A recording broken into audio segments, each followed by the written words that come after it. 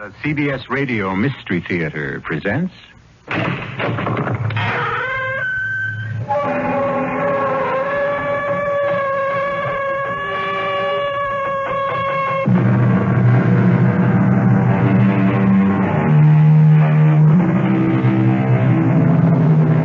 Come in.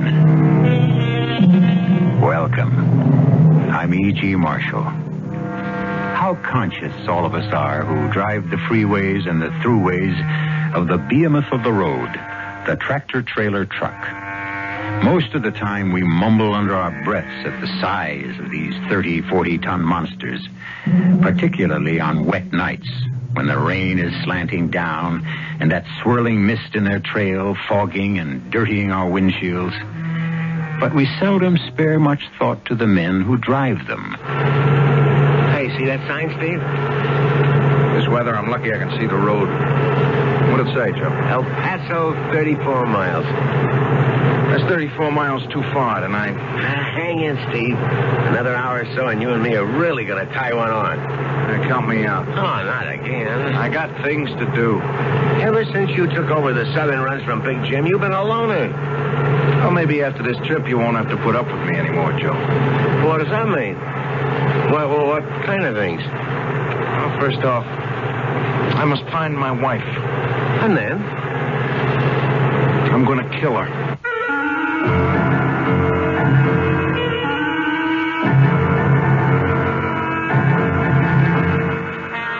Our mystery drama, The Reluctant Killer, was written especially for the Mystery Theater by Ian Martin and stars Tony Roberts.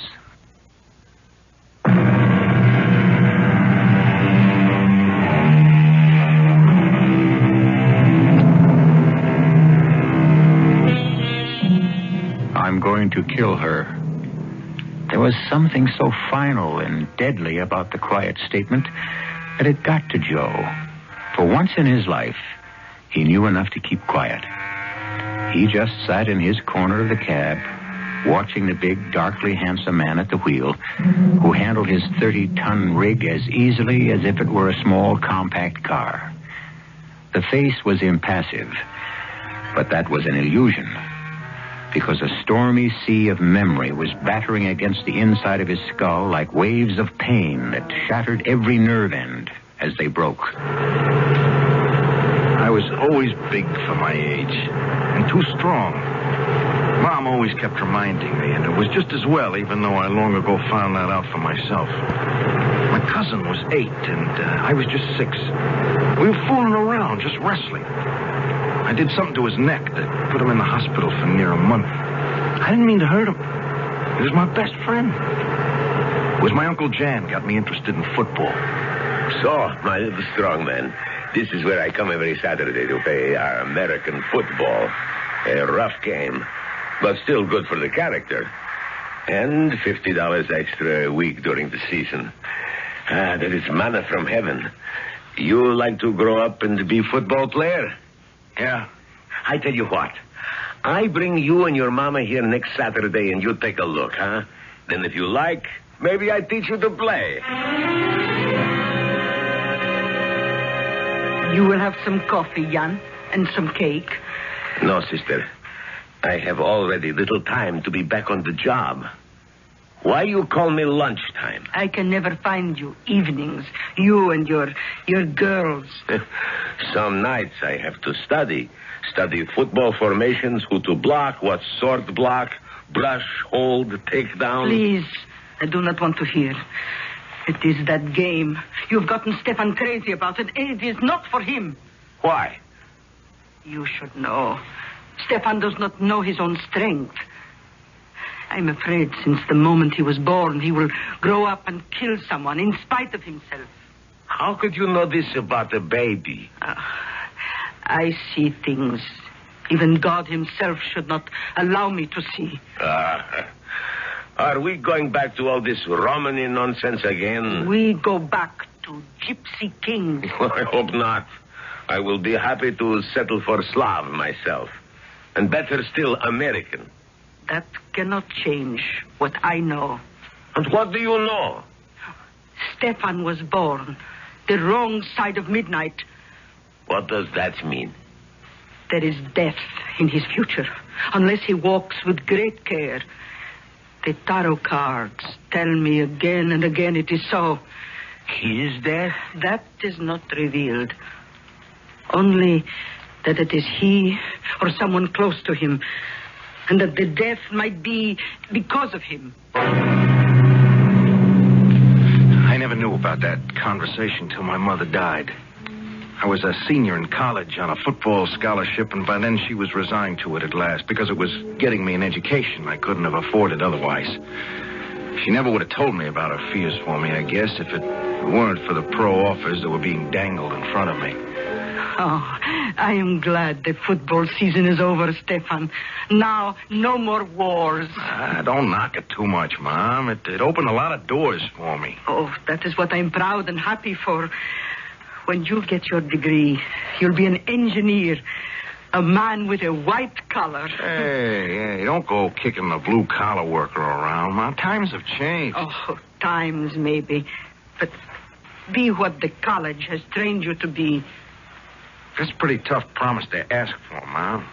Why? Oh, a lot of reasons. First of all, I love the game. I really do. Second, I may have big muscles, but I got no great brain to match them. I'm not so sure I could make it as a mechanical engineer. Last off, there's an awful lot of dough in a football future for me. I'd like us to have some for a change.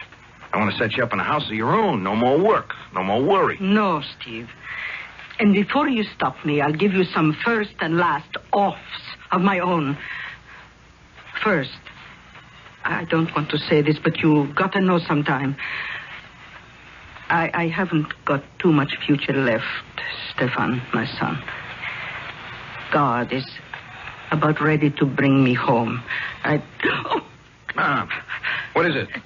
Stefan, quick, in the kitchen, on the spice shelf behind the dill bottle, a little dark medicine bottle with small white pills. Bring them. I'll be right back, Mom. Oh, no. No, God, please. Not yet. Till I know my boy is safe. That was the first intimation I had that my mother was dying. She and Uncle John had kept the secret from me completely till that moment. How mercifully quick it was after the years of angina pains. Less than a week later, I sat with my mother before she died. She told me of the long-ago conversation with Uncle Jan. And then... That is why I feel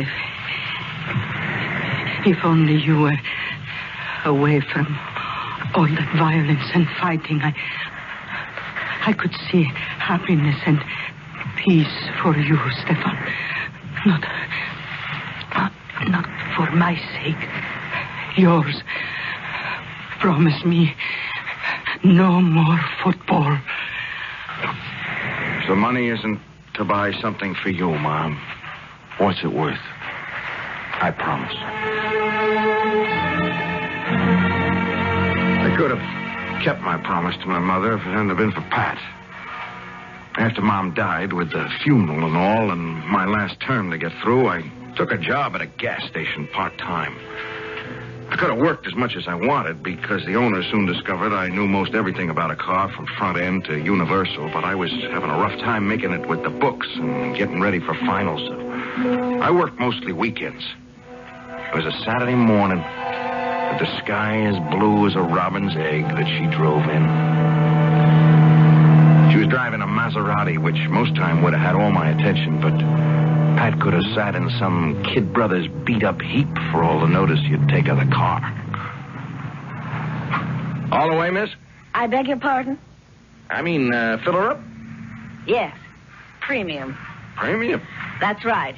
The best. Well, that's what you deserve. Nothing but. Only, Only what? Well, she looks pretty new to me. What year is she? 73. Well, then you want regular. Don't tell me what I want. Well, it's your wagon, baby. You want to burn out your valves with a 95 rating? You got it. Wait a minute. What's a 95? Well? Excuse me. I was looking at your legs. What was the question? What's a 95 rating? Gas. Octane. 87. 88's all you need, and you keep your engine clean as a whistle. What'll it be? Anybody as big as you doesn't have to be conceited or show off, so maybe you know what you're talking about. Make it regular. I'd like to. What? Make it regular. Or even once. I want you to check under the hood. I was hoping you'd ask me that. Why? Beautiful. Just beautiful. Are we starting that again? No, I was talking about this piece of machinery. Oh. Well? Well, what do you want me to check? Well, whatever. Whatever you do. Battery, oil, and things. Sure. My name is Steve Janos. I'm Pat Bard. What are you doing this evening? I have a date, of course. What could you do about it anyway? Oh, nothing. I'm closing early because I have to hit the books. I got a test coming up. I don't know why. What time are you closing? 10:30. I'll pick you up at 10:30 and drive you home. Why? I don't know. I must be out of my mind. That's like me. I mean, I've been that way since the moment I first saw you.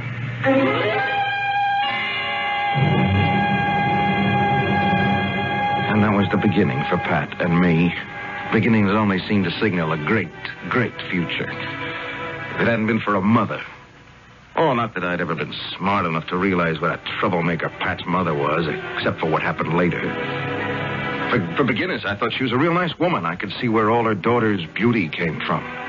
I mean, Pat, and I guess her mother, too, in her day, could turn on the Sphinx.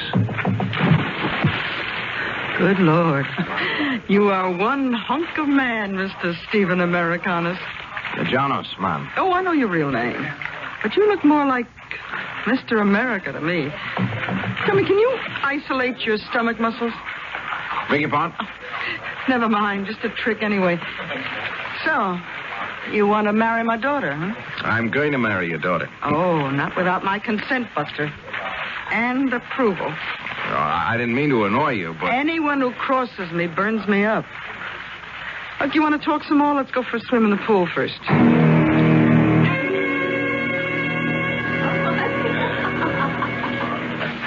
You're a heck of a swimmer, Mrs. Warfield. Well, you're not. You wallow and thrash about like a bear. It's just not my game. Oh, I know what your game is. I've watched you play a lot of years. No kidding. No kidding. The penalty of my lifestyle. I watch a lot of games I don't enjoy. Even have to participate in some of them. Oh, why do that? Because my 235-pound teddy bear, I like to live in the style to which I've always been accustomed. I want the same for Pat. That's why I loosened the apron strings on you. Excuse me? What league are you going to sign with, Steve? Oh. Well, that's up to Uncle Jan. I like the NFL myself, but that's mostly because I always rooted for the Browns. I must admit I wouldn't have minded being their den mother myself. But you are going to play pro football. Yes, ma'am. I expect to. Uh-huh. And what kind of contract does your Uncle Jan expect to negotiate for you? Well, I think it's kind of crazy myself, but they're talking about $500,000, no cut, 3-year guarantee. Uh-huh. But just for your own protection, let's wait till we get that contract signed first. Hmm? Yeah, of course. Yeah, I've got to know I can support a wife. I got some pride, you know. Suddenly, I was seeing my future mother-in-law clearly for the first time. I wasn't a person to her, just a commodity to buy or sell or accept as a gift. She didn't care about Steve Janos, only that he represented $500,000 on the hoof. I'd have cut out there and obeyed my promise to my mother if it hadn't been for Pat. She was what I loved. She was the only one important to me. Nothing could change that. I might want to kill her mother, but I never could feel that same way about Pat. I'm just not built that way. I couldn't kill a fly. Steve. Yeah, Joe. You okay? Yeah, why? We just passed an El Paso city limit sign. I thought you ought to know. I saw it. You look like you was 100 miles away. Don't worry about me. Even if I was high as a kite, I could still haul freight. Oh, sure. You got the touch. I just got the creeps with all that talk about your planning to kill your wife. I don't go for that kind of kidding so good. I wouldn't blame you, Joe. Because I'm not kidding.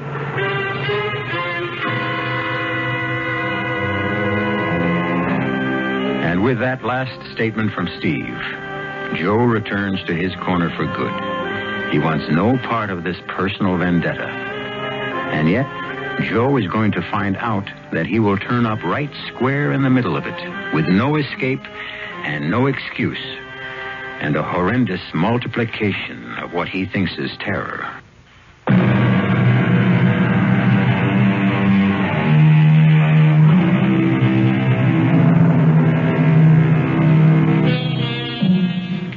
The whine of the big tires on the wet highway has slowed a little now that the big trailer truck is approaching the city. But inside the cab, they seem even louder in the silence between the two men. Joe sits hunched over, staring straight ahead through the half circle of clear glass the windshield wiper keeps open against the driving rain, sneaking a sidelong glance every so often at Steve. But Steve is lost again in his own thoughts, driving mechanically with his body reflexes while his mind courses through the past. We were married a week after I graduated. The day I signed my final contract with the Pumas.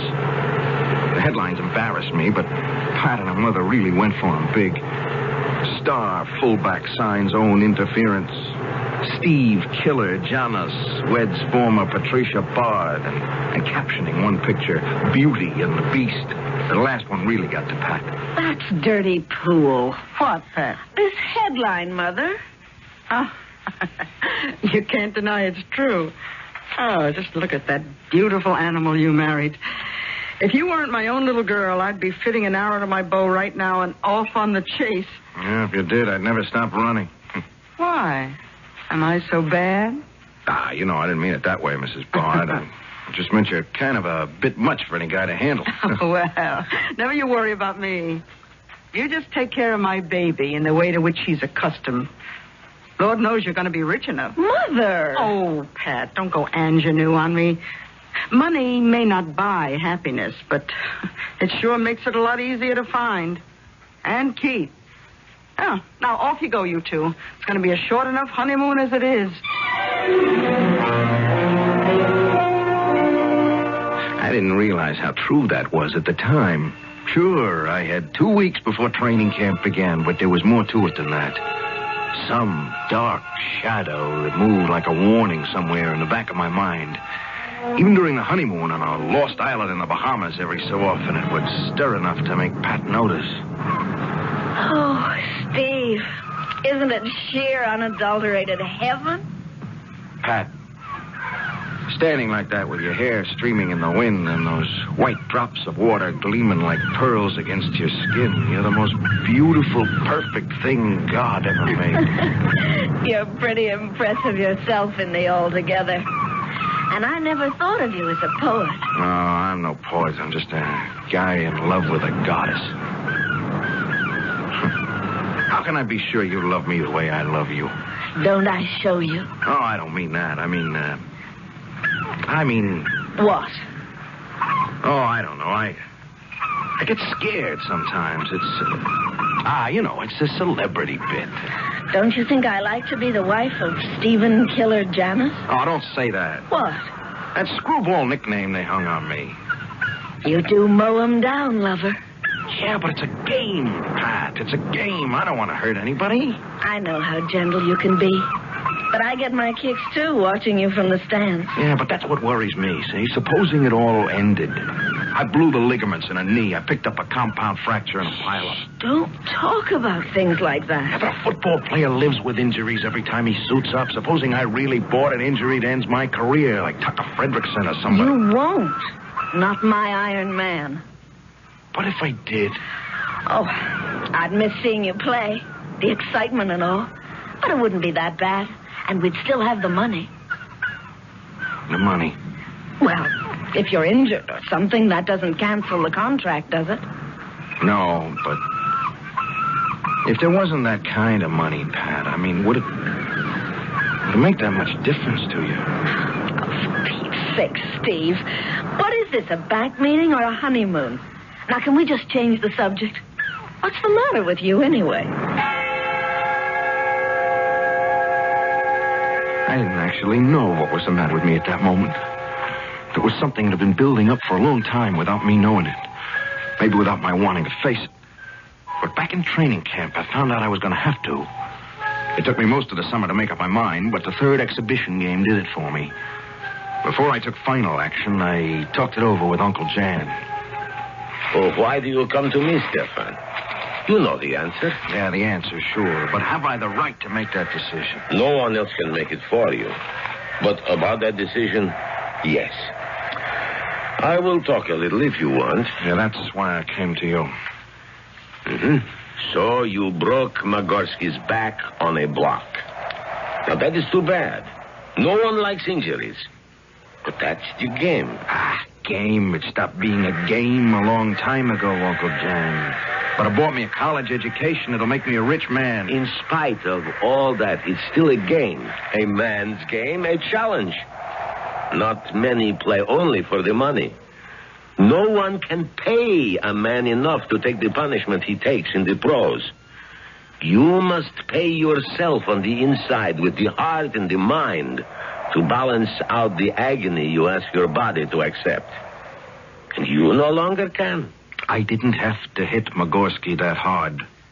Jones already had him off the ball carrier, but that's what the coach demands. He gave you the nickname originally, didn't he?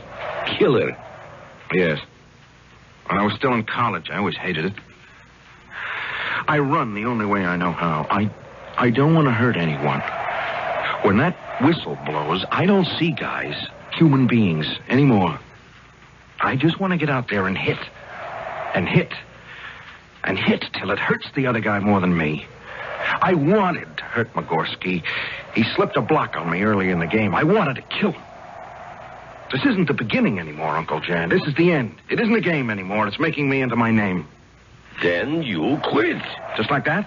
I have a wife. I got an expensive house, an even more expensive mother-in-law. How do I support him? You're an engineer. I wouldn't be a good one. A mechanic. That's what I am. That's what I'd like to do. Run my own shop. Cars. That's it, then. Get a gasoline franchise. A first-class garage. That takes money. And if I quit football, money's what I ain't gonna have. I've been saving all my life. I'll put up the money. You run the front, the repair shop. Stefan's son. We'll go into partnership together.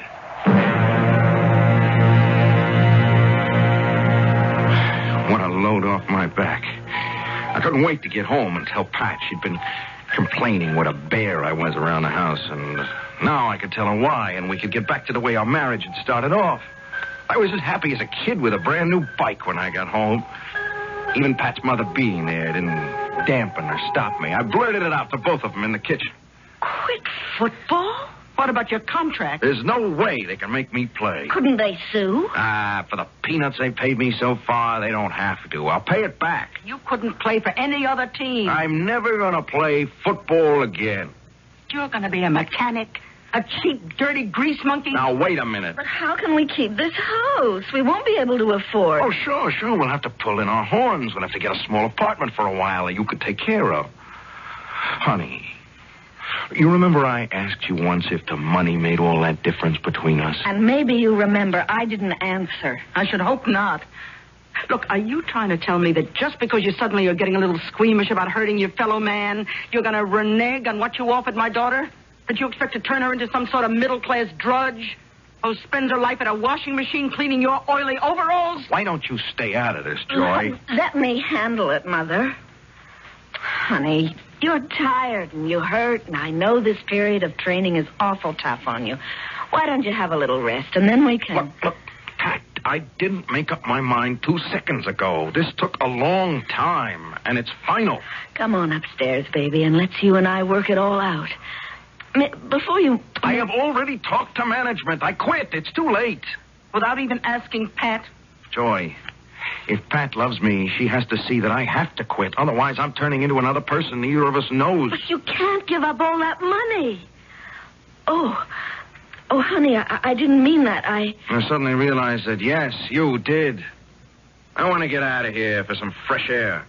Where are you going? I'm going downstairs to the garage to get the car.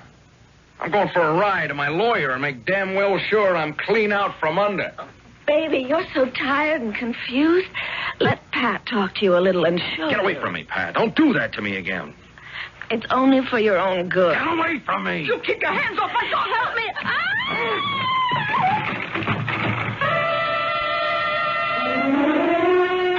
I'd only pushed her away in a moment of revulsion, but as usual, I wasn't conscious of my own strength. Fortunately, Pat wasn't seriously hurt, but on a witness stand in a court. Then with the attorney's pictures to hand around, she looked as though I'd tried to beat her to a pulp.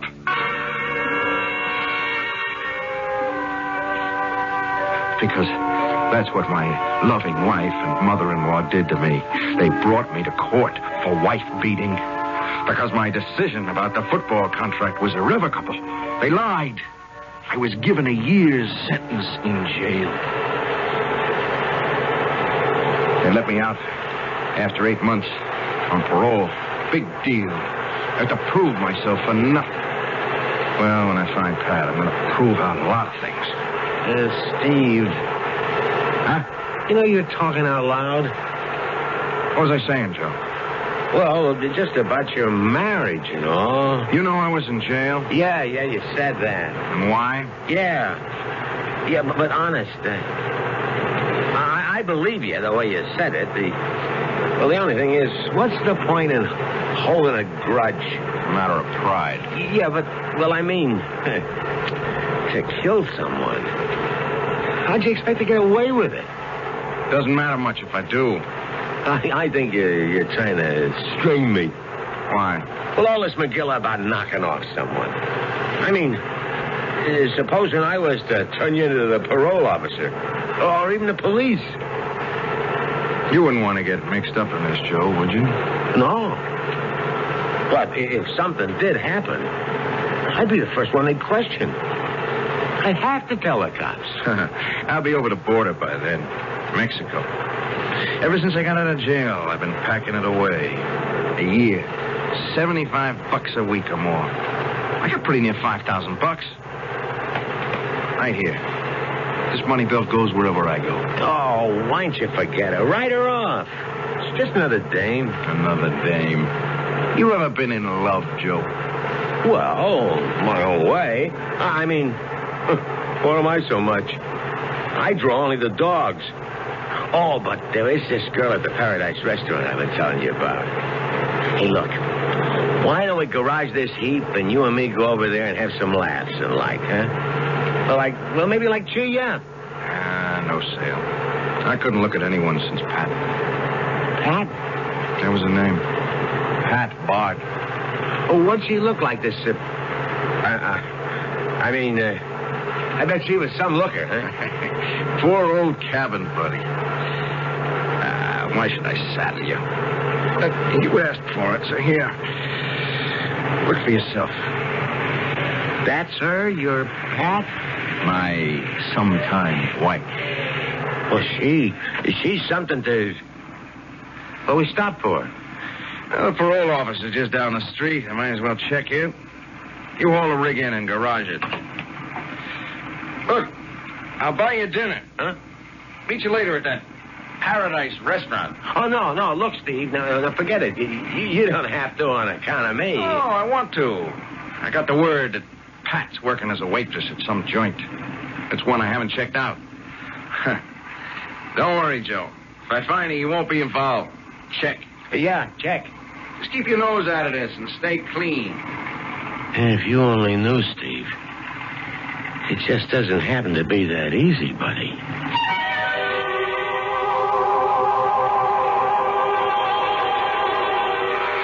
A mumbled comment to himself on which we can eavesdrop, but that Steve doesn't hear. What does it mean? How can Joe, who is no part of Steve's past, have any relation to his present or his future?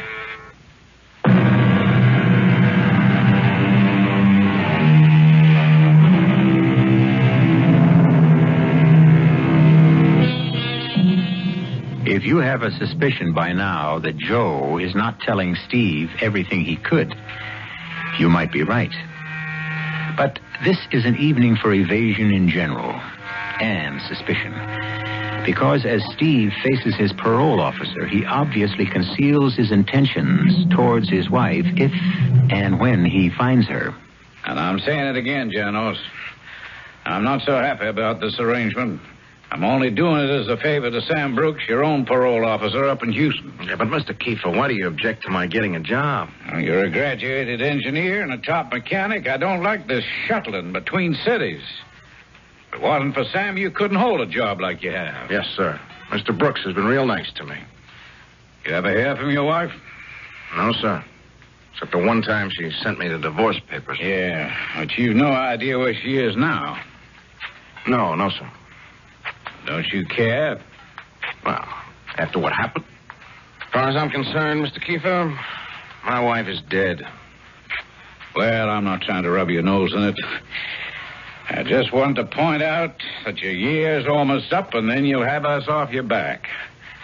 So don't get in any trouble in my backyard. I'll throw the whole book at you if you do. I'll tell you why I called you, Sam. Your favorite parolee, Steve Janos, was just in. Yeah. I know what a big football fan you are. Me, it's the ponies. What's on my mind? I don't know. The Cleveland police just sent me down a picture of that wife of his. Huh? Oh, no. She's not marked up in what I'm looking at. Sensational looking doll.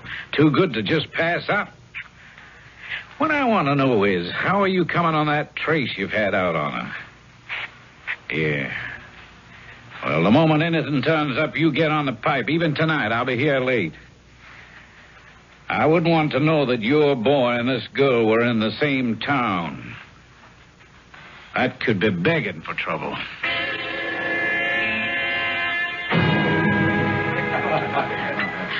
The manager said you had some trouble with the other waitress. Can I help? Steve. Hi, Pat. Fancy meeting you here. How did you find me? When I got out of jail, I discovered your mother had died. You sold a house and moved. Somebody told me you'd gone to work as a waitress. I started out combing every restaurant in Cleveland. I came south. Yeah. When I got my copy of the divorce papers, they were postmarked El Paso. I got a job holding freight down here. I've been looking for you ever since. What for? We got to talk, Pat. You and me. I can't. I work here. What is this masquerade? You working as a waitress? I have to. What for? To earn a living. I don't believe you. What difference does it make? We're through. No. I have to talk to you. All right. They're calling me from another table. I should be through in half an hour or so. I'll be back. Not here. Don't make any trouble for me. I'll meet you at my place. Where? I live right down the street, right off the dock by the river. The last cabin out on the jetty. I'll meet you there after I'm through. How do I know you won't run out on me? I promise you Look, here's my key. You can wait in my cabin for me. Now I've got to take care of my customers. I looked around for Joe, but I guess he decided he didn't want any part of me after what I told him. I realize now, since the Paradise was his favorite joint, he must have recognized Pat from the picture I'd shown him. I could only hope he hadn't hollered copper, but at least he hadn't tried to warn Pat. In the back of the restaurant was the jetty Pat had mentioned, only it was more of a string piece bridging out to a small island with some summer cabins on it. The others were lighted, one dark.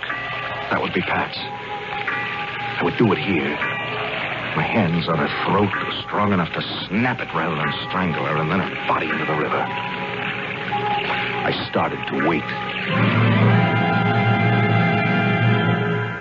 Oh, hello, Sam. Who? Patricia Bard. Oh, yeah, that's right. That was her maiden name. You located her how? Through the waitresses union, huh? Well, I didn't know she was working. Where? The Paradise Restaurant right here in El Paso? I had a sneaking hunch your boy had a good reason for working this job. He's been hunting for her, and now he's found her. Yeah, it could be natural enough, and maybe he just wants to kindle an old flame, but me, I'm a cynic. Maybe nothing's going to happen, but I'm getting my tail over there as fast as I can to make sure nothing does.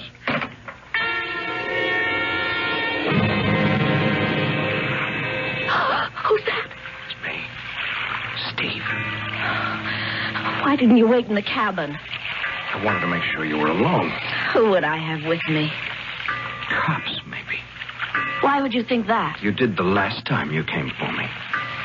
Where have you been? You don't have to hold me so tightly. I'm not going to run. That's what I decided, you see. When you carry something inside you, there's no point in running away. It goes wherever you go. I can't leave it behind. What? My shame. Shame? At what I did to you. Steve, please, let's go inside. I want to talk to you. No. You and me, we don't go anywhere together. Ever again. Is that all you came to tell me? I came to get back at you for what you did to me. I've been paid back for that already. Look at how I ended up. A cheap little waitress and even cheaper little joints. 8 lousy, stinking months in the tank with drunks and deadbeats and junkies. Steve, please, give me another chance. Let's go in the cabin. What for? Maybe we can still make things right. After what's happened. There can't be nothing left for us. That's all there is. Nothing. Except to even the score. All right. If that's the way you want it, why don't you do what you came back to do? Why don't you kill me? I can't. Isn't that what you came to do? Yes. I sat in that cell, and the shame of why I was there ate at my guts. Hate festering inside me till the day I could find you and pay you back for what you did to me. And now... Yes. Now? Now I know why I searched so long. It wasn't hate. It's because I still love you. I want you. I hate myself for that worse than ever. Why? Because you don't want me. You never did. I won't come crawling. You wouldn't have to crawl, Steve. Oh, it's too late, Pat. How could I ever trust you again? You can trust me. If only I knew I could. Steve. Yes. You want the real reason I was late tonight? Because I knew what you planned to do. I knew you were planning to kill me. How? The little man that rides the truck with you, Joe. He's been in the restaurant before. And after you went out, he came in and warned me. Said he recognized me from a picture you showed him. That's why I started to run. Then why'd you come back? Because one of the things I learned in the past year is that I really love you, too. Without you, there's nothing. I might as well be dead. You took the chance that I was willing to gamble on you. Would you take a chance on me again? Do you still have my key? Yes. Then let's go in, and I'll prove it to you.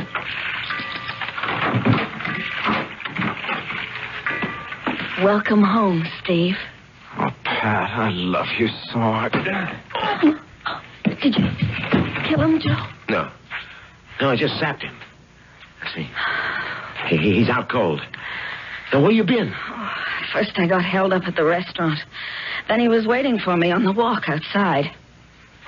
Well, what are you waiting for? Huh? Get the money. Just a minute. What am I getting into? You're already in, Joe. Come on. I got my car waiting. We can be across the border in less than an hour. And in Mexico with $5,000, we can live like royalty. Yeah. You really mean us, baby? I know you go for me. The way you always came to the restaurant. And I go for you, too. You on the level, huh? Just try me. That's a down payment. All right, now, let's get that money belt off him and roll him in the river. Hold on, wait a minute. Wait a minute. I ain't going for murder. You won't have to, Joe. Who are you? Not exactly a real cop, lady, but the gun is real. You know, it's funny. All I was looking for was a possible parole violator, and now look at the can of worms I opened up. Okay, Joe, turn around and put your hands behind you. Oh, officer, you don't know Just how... don't move, lady. I get nervous when both my hands are busy. You don't know what I've been through. The man on the floor was my former husband. We were going to have a reconciliation. And then this man came from nowhere and hit my husband with something and knocked him out. He was going to steal my husband's money and force me All right, Sarah Bernhardt, turn it off. It won't work. Cute little item, isn't she, Joe? How long do you think you'd have lasted? She'd have ditched you at the first stop for gas. Aren't you going to take her in, too? Well, now, that's a question. She's a good looker. She might just beat the rap with only my word against hers. Of course, now, if I had a witness... If I had a hand free, I'd belt her one like Steve ought to have in the first place. Okay, officer. You've got your witness. But, officer, you don't understand. You're right, I don't. I meet all kinds, and most of the worst got some good in them. But I sure don't understand anyone like you.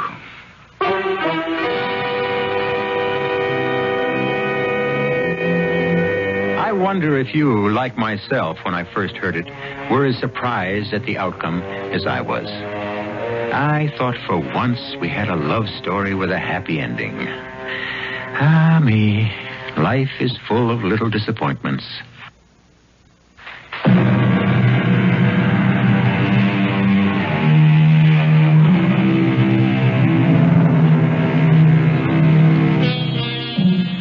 Thinking it over, it occurs to me that it all did have a happy ending.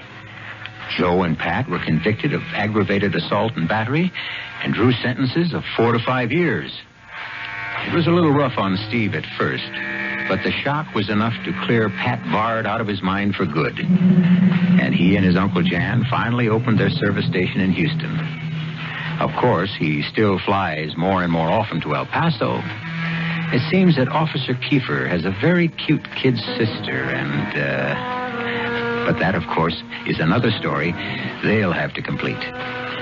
Our cast included Tony Roberts, Roberta Maxwell, Leon Janney, Bryna Rayburn, and Ian Martin. The entire production was under the direction of Himan Brown. And now, a preview of our next tale. It will destroy the whole world.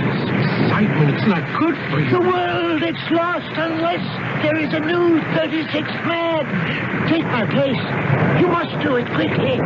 Quickly before I die. Don't get up. Don't try to get up, please. Say yes, Harry. Say yes. And suddenly there is an end to thunder and lightning, the wind. Suddenly, every cloud will disappear. A bright sun will shine in a peaceful heaven. Just rest. Now try to... Say yes. Only you can save the world. Say yes. Me? Me save the world? Yes, you. Only you can save the world. Harry. Harry, say yes. Harry. Yes. All right, yes. This is E.G. Marshall inviting you to return to our Mystery Theater for another adventure in the macabre. Until next time.